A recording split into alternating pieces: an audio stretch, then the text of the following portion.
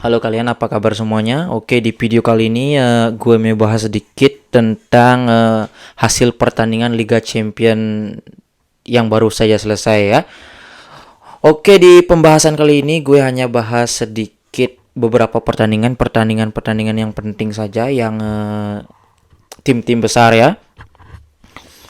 Coba kita lihat, oke, Atletico menang 3-2 lawan Feyenoord. Antwerp kalah 2-3, Lazio menang 2-1 lawan Celtic. Dan di grup F ada Borussia Dortmund melawan AC Milan ya. Ini pertandingan, gue nonton pertandingan ini. Pertandingan yang sangat membosankan ya. Ini pertandingan hampir sama dengan pertandingan yang di match day yang pertama saat Milan menghadapi Newcastle ya. Hampir sama, tidak banyak peluang. Permainan sangat monoton, sangat membosankan. Ya, di pertandingan kali ini Pioli memasang line up 4-3-3 dengan Leao, Giroud dan Pulisic di lini depan, tapi di lini tengah ada sedikit perombakan karena ada beberapa pemain Milan yang absen. Jadi di tengah dipasang Pobega, Ranger dan Yunus Musah, sementara di lini belakang ada Theo di back kiri, Tomori sama Malik Thiaw di tengah dan Calabria, dan di penjaga gawang ada McMenyong ya. Ya, pertandingan ini seperti yang gue bilang di awal, pertandingan ini sangat membosankan ya, tidak banyak peluang yang terjadi. Sebaliknya Borussia Dortmund bermain agak lebih ngotot daripada Milan, mungkin karena Dortmund ini bermain di kandang. Ya, sementara AC Milan ya gitu-gitu aja. Banyak dribbling, banyak skill individu, dan sangat sedikit peluang yang terjadi ya di pertandingan kali ini. Mungkin ada beberapa setengah-setengah peluang ya, syutingnya ke arah kiper seperti itu. Sangat sedikit peluang berbahaya di match kali ini, sehingga skornya menjadi imbang 0-0 ya. Di babak kedua Pioli mengganti beberapa pemain ya, praktis murni cuma pergantian pemain. Gue tidak melihat Pioli ini melakukan perubahan strategi ataupun ini murni hanya untuk penyegaran saja. Kalian ya, cuma untuk penyegaran saja ya, mengganti siapa tadi itu, diganti di babak kedua Chukwueze masuk, terus ada Okafor masuk ya, murni sistemnya sama ya, seperti itu ya, mengandalkan skill individu dan lain-lain ya. Pioli gua tidak pernah berharap lebih sama pelatih ini.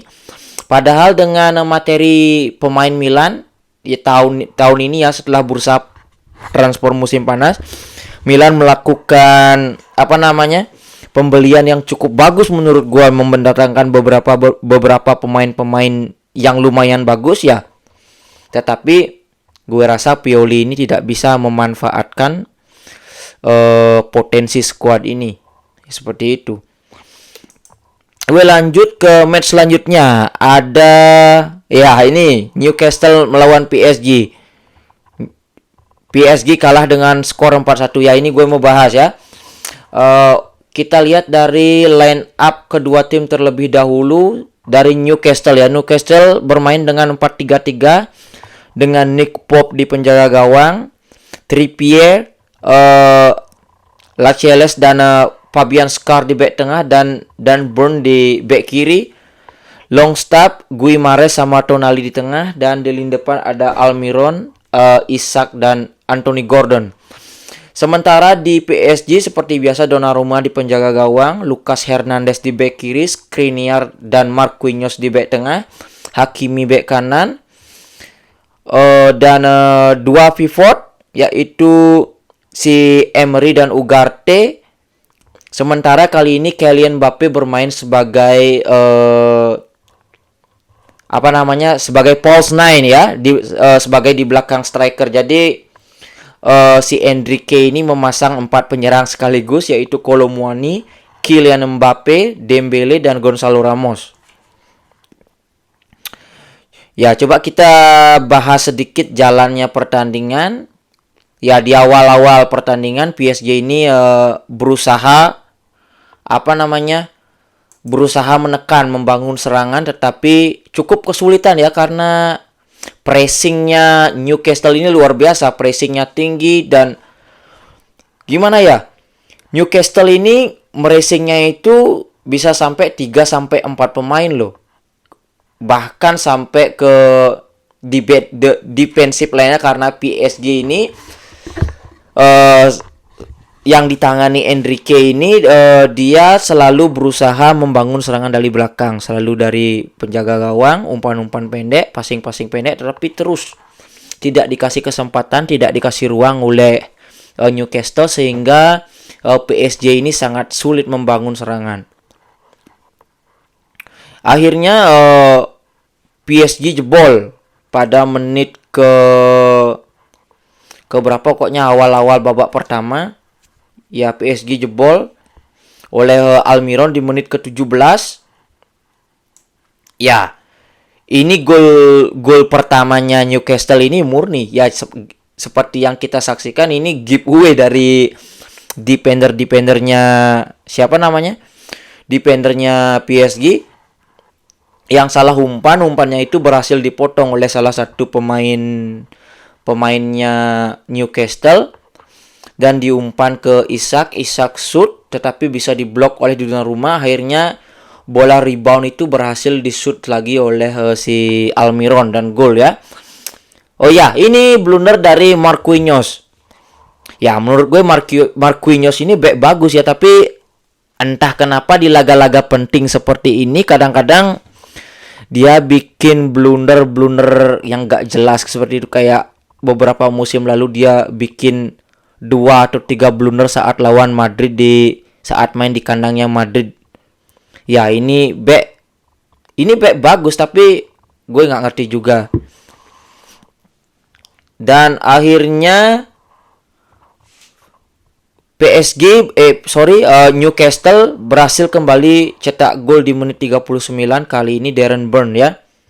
Dan Darren Burn ini cetak gol melalui sundulan, sempat ketepis tapi bola lewat dari garis dan akhirnya wasit mencek PR ya, bolanya udah lewat ya. Gol lagi buat Newcastle.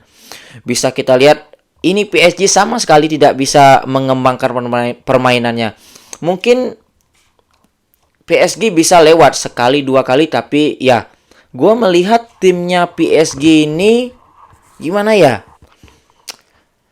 Gue tidak melihat PSG ini sebagai sebuah tim ya. Masih sangat terlihat ini seperti individu-individu yang dipaksa menjadi satu. Tapi ya ini baru beberapa pertandingan ya karena si Enrique ini baru mulai di musim panas kali ini. Musim panas lalu hanya ya praktis hanya masih beberapa pertandingan, kita perlu memberi dia waktu juga seperti itu karena dia berusaha merombak tim PSG ini. Dia dia jual Messi, dia jual Neymar, semua pemain-pemain senior itu di-cut dan dia berusaha membangun lagi, merebuild kembali tim PSG yang baru ini. Seperti itu. Setelah itu di babak pertama Newcastle sudah unggul dengan skor 2-0. Akhirnya babak kedua Newcastle kembali unggul melalui Longstaff di menit ke-50. Ya, PSG berusaha kembali membangun serangan, akhirnya bisa mencuri gol di menit ke-56 melalui siapa namanya? Lucas Hernandez. Ini kelihatan sekali ya PSG udah berusaha mencuri gol, backnya hampir semua overlap. Ya, Lucas Hernandez berhasil cetak gol di menit ke 56 tapi ya udah kalah 3-1. PSG ini ya benar-benar kewalahan kali ini menghadapi Spartannya Newcastle. Apa Newcastle bermain bagus? Enggak juga. Newcastle is Newcastle. Kita bisa lihat di Liga Inggris bagaimana permainan Newcastle. Permainannya sangat direct, skill individu, dribbling. Ya, yang terpenting ini di permainan Newcastle ini ya apa namanya? Fighting spiritnya itu ya sangat tinggi. Semua pemain kompak, determinasinya tinggi, dan apalagi Newcastle ini bermain di kandangnya sendiri. Seperti yang kita tahu, St. James Park itu salah satu stadion terbaik di Inggris dengan supporter militannya. Akhirnya di akhir-akhir babak kedua, Newcastle kembali bisa cetak gol keempat di menit ke 90 kalau nggak salah, ya 90 plus 1. Si Fabian Schär cetak gol di menit ya udah kelar PSG ini ya. Di asli ini PSG ini sama sekali tidak bisa bermain di kandangnya Newcastle ini, asli diobok-obok sama Newcastle secara permainan. Oke, kita lanjut ke apa namanya? Ke pertandingan selanjutnya di grup G. City berhasil menang 3-1 atas Leipzig. Dan ada pertandingan lainnya apa nih yang boys imbang? Barcelona menghadapi Porto. Ini juga pertandingan gimana ya? Ini pertandingan gue sih terhibur nontonnya ya pertandingan ini, karena Porto di pertandingan kali ini bermain cukup bagus menurut gue. Sangat Spartan, bahkan kalau menurut pendapat gua, Porto ini secara keseluruhan bermain lebih baik daripada Barcelona. Tapi ya Barcelona is Barcelona. Mereka bisa memanfaatkan peluang sekecil apapun untuk mencetak gol seperti itu. Ya, kita lihat line up-nya Barcelona ya. Barcelona turun formasi 4-3-3. Ada Ter Stegen, Alex Balde, Jules Koundé, Araujo, Cancelo di lini belakang. Di tengah ada Gavi, Romeo, dan Gundogan. Sementara di depan ada Joao Felix, Lewandowski, dan Lamine Yamal. Ya, seperti yang kita ketahui, lumayan banyak ya pemainnya Barcelona ini absen karena cedera. Frenkie de Jong masih absen, Pedri juga masih absen, dan minggu lalu Rapinya juga cedera. Ya, Sapi harus putar otak untuk menghadapi jadwal yang cukup padat di Liga Champions sama di La Liga. Ya, di awal-awal babak pertama ini Porto ini bermain sangat direct ya, sangat luar biasa. Gue cukup terhibur dengan permainan Porto ini. Ya, Porto ini seperti tim-tim Portugal pada umumnya ya. Mereka itu sangat solid dalam bertahan dan menunggu sambil menunggu lawan melakukan kesalahan dan melakukan counter attack cepat. Transisinya itu sangat cepat pemain-pemain Porto ini. Tapi sayangnya di pertandingan kali ini Pepe harus absen ya. Pepe mantannya Real Madrid. Gua jujur sangat ingin nonton Pepe lawan Barcelona, karena biasanya di El Clasico kan Pepe itu pemain geprek-geprek. Gue sangat ingin sekali menontonnya kembali seperti bernostalgia di El Clasico di tahun 2010 sampai awal-awal 2017 waktu dia masih di Real Madrid itu. Oh ya, di awal-awal pertandingan sangat kelihatan ya Barcelona ini sangat kewalahan menghadapi Porto, karena Porto terus ngepres dan membuat Barcelona sedikit kesulitan membangun serangan. Dan akhirnya Barcelona bisa unggul di menit berapa Barcelona cetak gol? Ya, di pertandingan kali ini Lewandowski diganti karena cedera ya. Di menit 30-an kalau nggak salah diganti oleh Ferran Torres, dan nggak berapa lama setelah masuk si Ferran Torres berhasil cetak gol. Ya, ini golnya di menit 45. Ya, Ferran Torres berhasil cetak gol. Ini golnya murni salah passingnya pemain Porto, berhasil dipotong dan transisi cepat langsung diumpan ke si Ferran Torres dan finishingnya cukup bagus. Dan Barcelona unggul 1-0 di babak pertama, dan masuk babak kedua Porto makin gila lagi, makin ngepres lagi. dapat lumayan banyak peluang Porto ini. Ya bisa dibilang di babak kedua Barcelona praktis tidak banyak dapat peluang, hanya dapat setengah-setengah peluang seperti itu. Kalau melihat dari sisi permainan, gue rasa Porto ini layak cetak 1 atau 2 gol ya di babak kedua. Kalau menurut pendapat gue, karena lumayan peluangnya itu lumayan banyak, tetapi ya Porto is Porto. Pemain-pemainnya pemain mediocre, kadang mereka itu tidak bisa mengkonversikan peluang-peluang itu menjadi sebuah gol seperti itu. Dan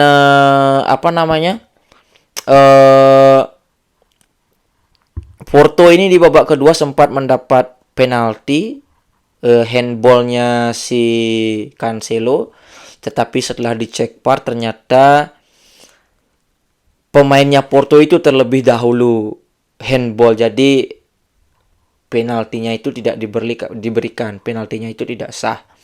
Dan sempat juga di menit 83 Porto cetak gol akrobatik, gol saltonya Mehdi Taremi, tetapi sudah terjebak offside. Di pertandingan kali ini berjalan cukup panas ya, cukup banyak kartu kuning. Ada berapa kartu kuning ini terutama pemainnya Barcelona. Dan si Gavi ini juga dapat kartu merah di menit 90+3. Ya pelanggaran nggak penting ya. Gavi ini pemain muda. Gue melihat Gavi ini cukup berkembang dari musim-musim sebelumnya. Tapi ya emosinya ini dia harus bisa mengontrol emosinya ini. Sekarang ujung-ujungnya apa? Ujung-ujungnya dia ini merugikan tim karena kartu merah. Next match dia harus absen. Jangankan pemainnya, pelatihnya si Sapi ini juga gue lama-lama mau muak juga sama si Sapi ini. Sapi ini gila. Kadang-kadang protes-protes nggak jelas ke wasit. Emang dia dapat apa kalau dia protes-protes ke wasit? Lo tahu bagaimana aturannya sekarang?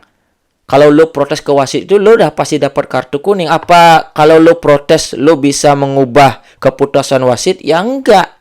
Siapa yang dirugikan? Ya kembali tim yang akan dirugikan dengan kartu kuning, mungkin nanti bisa absen mendampingi tim.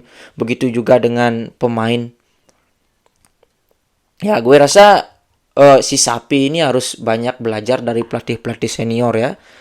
Masalah attitude di tactical box seperti itu. Oke, apa ada pertandingan lainnya? Gue rasa enggak ya. Gue cuma nontonnya tim-tim yang besar aja. Tim kroco-kroco ini gue nggak pernah nonton, cuma lihat live score aja. Ya udah gitu. Ya seperti yang kita ketahui di grup stage ya memang seperti itu, masih banyak tim-tim kolang-kaling. Ya gue harap klub-klub besar itu seperti MU, Barcelona dan lain-lain itu bisa lolos ke, terutama MU ya, MU dan MU, Milan dan lain-lain itu gue harap bisa lolos ke babak 16 besar, karena ya seperti yang kita tahu mereka ini klub-klub yang bersejarah di Liga Champions. Pasti kalau ada mereka di babak knockout pasti akan banyak pertandingan yang akan sudah, daripada banyak tim yang kerucu-kerucu seperti ini lolos, malah bikin kompetisi nggak seru. Gue malah bikin kadang-kadang tidak excited untuk nonton ya. Terlalu banyak tim-tim kuda hitam yang lolos. 1-2 is okay lah. Ini kalau terlalu banyak ya bikin nggak seru juga. Oke, itu dulu ulasan untuk hari ini ya. Mungkin besok kalau sempet gue akan bikin review juga hasil pertandingan Europa League. Ya mungkin ada beberapa pertandingan yang seru seperti Liverpool yang masih bermain di Europa League. Jadi ya gue usahakan akan nonton besok. Oke, alright. Thank you for watching. See you.